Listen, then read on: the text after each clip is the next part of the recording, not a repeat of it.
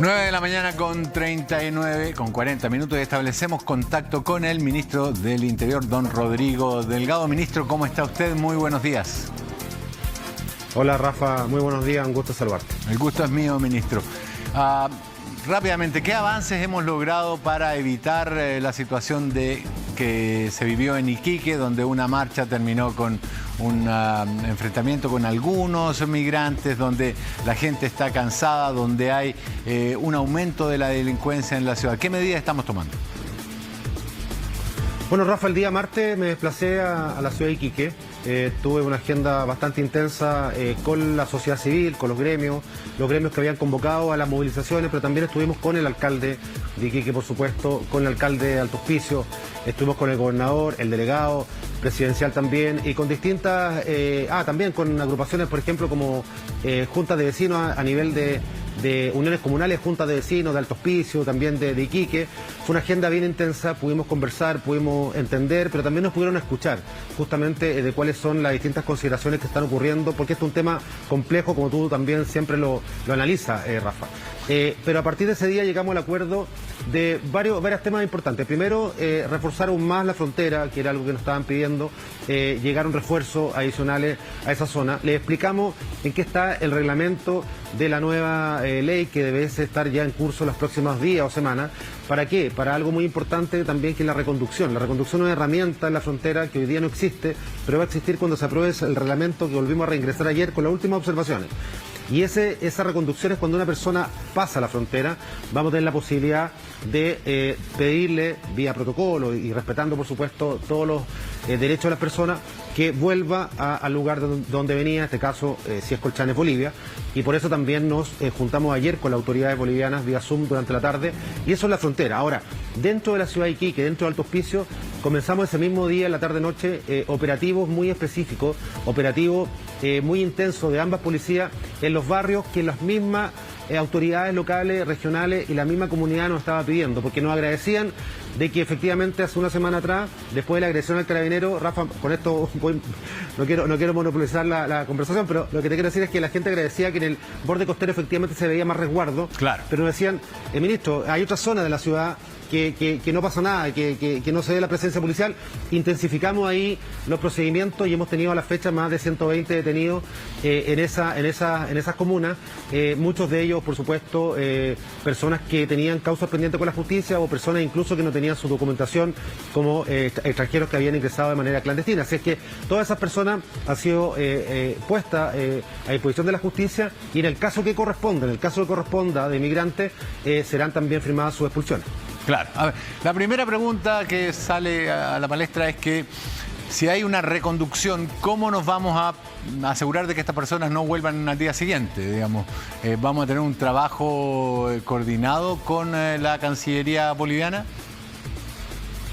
Perdón, bueno, de manera con las autoridades bolivianas. ayer... No tenemos relaciones diplomáticas con Bolivia. Sí. No, pero sí, ayer, por ejemplo, estaba el viceministro de Relaciones Exteriores de Bolivia en esta reunión que tuvimos virtual. Estaba el ministro, el símil al ministro de Interior, ministro de Gobierno también boliviano. Y estábamos también con el canciller subrogante, con en este caso el subsecretario Gali. Bueno, estábamos conversando acerca de varios temas justamente de la frontera. A ellos les preocupa el contrabando que hay muchas veces desde Chile también hacia Bolivia. Nos preocupaban temas de seguridad, pero pusimos énfasis, Rafa, justamente en la nueva ley migratoria chilena, que nos parece que a Bolivia le debiese interesar por dos motivos, al menos dos motivos. Primero, porque se van a fortalecer las visas temporales de trabajo justamente para ciudadanos bolivianos que muchas veces vienen a Chile a trabajar por temporada. Vienen, claro, ¿cierto? Mucho ciudadano boliviano a trabajar.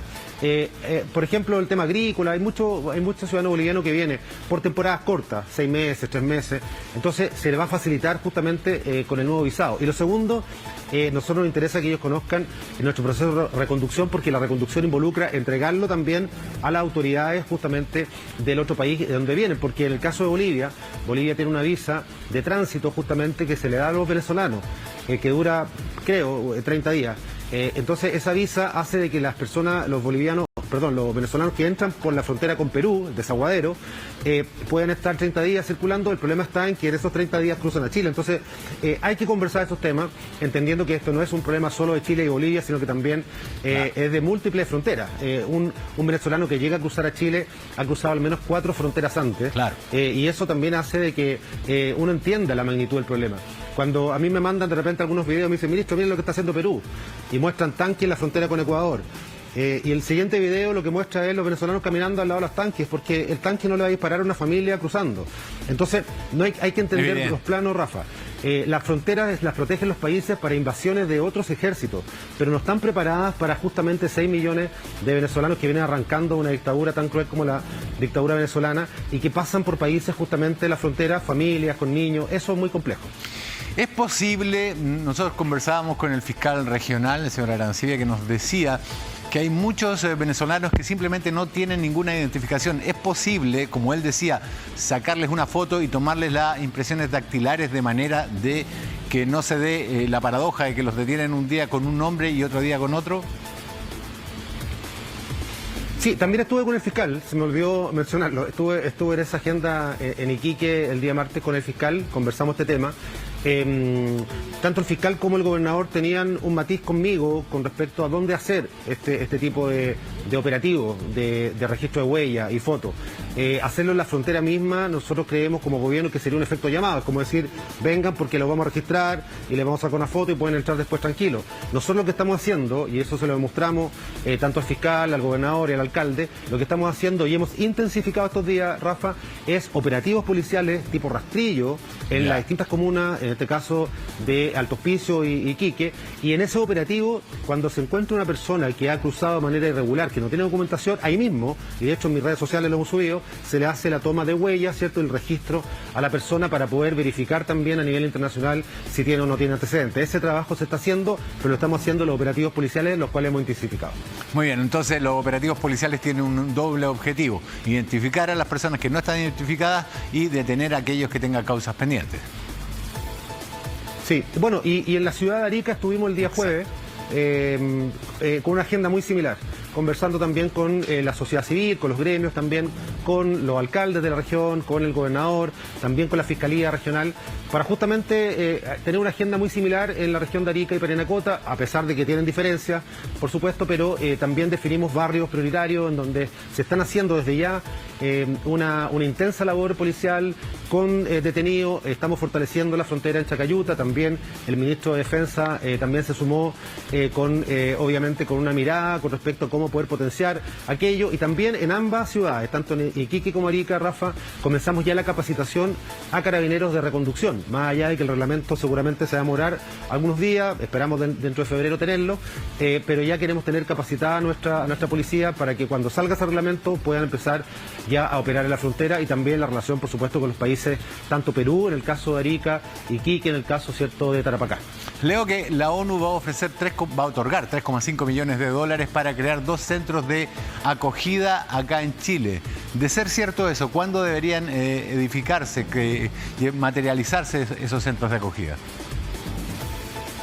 Nosotros ya estamos trabajando con organismos internacionales, se han instalado centros de primera acogida en Colchane, en Iquique, en Arica también, tenemos varias rutas, eso lo estamos viendo con el Ministerio de Desarrollo Social, de hecho me acompañó la ministra subrogante a la ciudad de Arica, Andrea Valladares, estamos viendo los dispositivos y hemos tenido algunas dificultades en el caso de Colchane con las lluvias, ¿cierto?, de la semana antepasada, con algunas situaciones que ocurrieron, también con algunos contagios de COVID, pero esos dispositivos se van incrementando en la medida también que tenemos acuerdos internacionales, pero también tenemos que lograr el equilibrio, Rafa, en el sentido de que cuando uno anuncia que tiene grandes dispositivos de acogida, también hay que tener el equilibrio con los efectos llamados, vale decir, claro, que eso no sea un motivo para decir, bueno, sigan llegando porque tenemos las condiciones adecuadas, porque más allá de tener un buen refugio, un buen centro de primera acogida en distintos lugares o comunas, el problema viene después. El problema viene después cuando estas personas ingresan clandestinamente a Chile, la informalidad administrativa, vale decir, no tener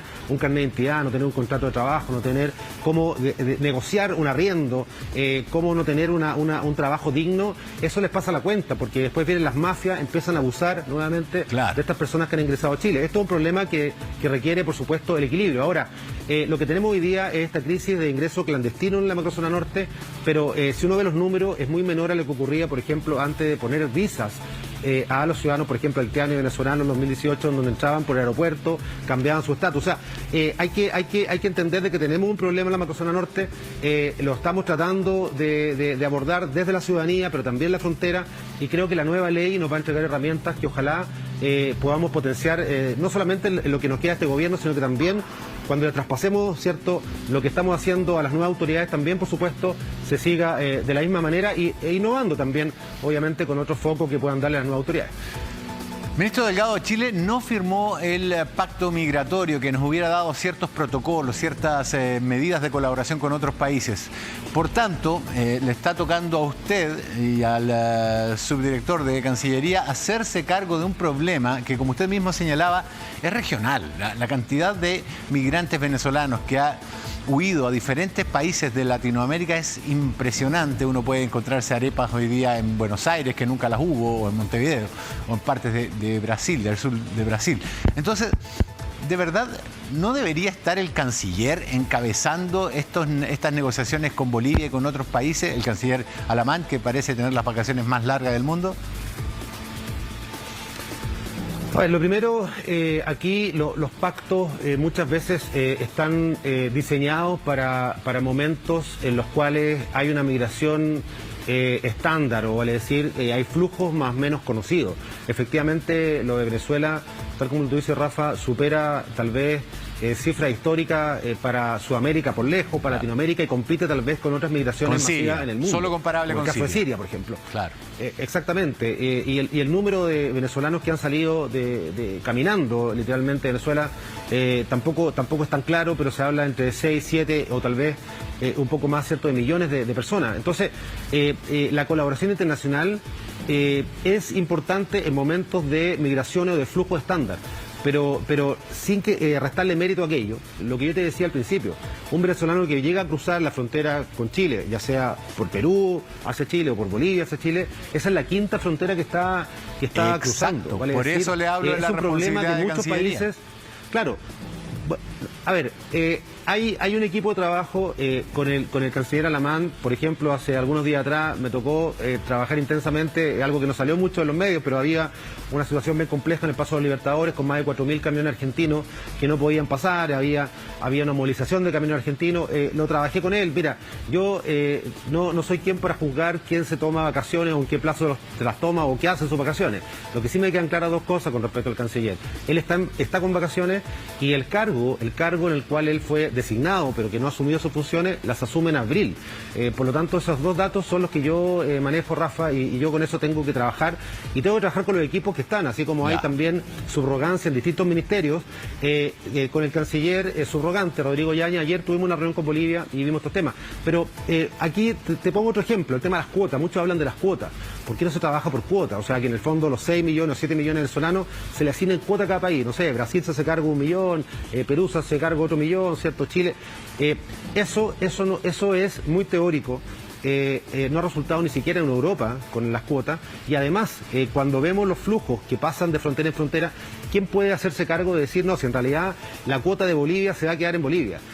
Y vamos a asegurar que eso ocurra? La verdad es que creo que estamos en un momento en el cual efectivamente la colaboración internacional es tremendamente importante, pero también hay que ver el origen de esta migración, que es justamente Venezuela. Venezuela también tiene responsabilidad de resolver su conflicto interno para evitar el desangre, por así decirlo, para evitar justamente que las personas que han nacido, que han vivido y que no tenían intenciones de salir de ese país, lo tuvieron que hacer por motivaciones, ¿cierto?, de falta de comida, falta de alimentos, falta de oportunidades, falta de trabajo, etcétera. Entonces yo creo que también Venezuela tiene una responsabilidad muy importante en aquello, y también sería importante que Venezuela se pronunciara al respecto, y la verdad es que lo que vemos al respecto es que está todo bien en Venezuela. Hacen estos vuelos de retorno humanitario, mandan un avión cada 6 meses para que los países manden a 40 o 50 venezolanos que quieren volver. Vimos ¿cierto? El papelón que hizo también el embajador aquí cuando quiso estar en Iquique, ¿se acordarán ustedes, cierto? Bajó claro. una playa para decirle a algunos venezolanos que volvieran y la respuesta de ellos fue devuélvase solo con su avión. Entonces, estamos en una situación que es compleja. Ahora, nosotros como país tenemos que tomar medidas, pero esta es una situación que está afectando, tal como tú lo decías, a muchos países de Sudamérica y ni hablar en el mundo con otro tipo de migraciones. Yo espero, de verdad, que podamos resolverlo con la implementación de la nueva ley. La reconducción va a ser una herramienta que no va a resolverlo todo, por supuesto, Rafa, pero va a ayudar para que en la frontera podamos tener una herramienta distinta que hoy día no tenemos. Ministro, yo sé que está súper escaso de tiempo, pero no puedo evitar hacerle esta pregunta que no tiene que ver con su cartera, pero el diputado Ignacio Walker dijo que si las aberraciones que se estaban aprobando en algunas comisiones de la Convención Constituyente eran aprobadas por 2/3 del total de la Asamblea, habría que pensar en un plan B. Como autoridad responsable de las cosas que dice, ¿qué opina usted de estas declaraciones? No, a ver, nosotros como gobierno Rafa, nos hemos empecinado, ¿cierto?, en que el proceso democrático, el tren de elecciones que tuvimos que resguardar para poder llegar a un plebiscito, después la elección de los convencionales y hoy día que la convención esté en marcha, ha sido un trabajo, de verdad, con mucho compromiso de parte del gobierno. Por lo tanto, todos los planes que se puedan tener con respecto a los resultados de una primera etapa de la convención tienen que ver con los procesos que existen en el formato democrático de la convención. O sea, yo creo que me imagino que tendrá que ver con a lo mejor con rechazar, digamos, el plebiscito de salida. ¿Será esa la fórmula o todo lo que esté del punto de vista administrativo, lo que exista como recurso dentro de la legislación o dentro de lo que se ha aprobado dentro de la Convención Constituyente? No sé cuál es el fondo, digamos, de la aseveración. Efectivamente lo leí como noticia, pero no tengo más elementos para opinar de cuál es el plan B. Pero efectivamente yo, por ejemplo, me puedo hacer cargo de algo. Lo que aprobó la comisión con respecto a la amnistía, ¿cierto? Incluso para delitos futuros. Yo lo dije ayer también acá, me lo preguntaban los periodistas. Yo creo que nosotros hemos estado como gobierno siempre en contra del indulto y la amnistía, inclusive los delitos que se cometieron en el contexto del estallido, porque cada persona que cometió un delito grave tiene que enfrentar la justicia. Pero además entiendo que lo que aprobó la comisión era, bueno, y esto se va a extender hasta los delitos que se cometan hasta el plebiscito de salida.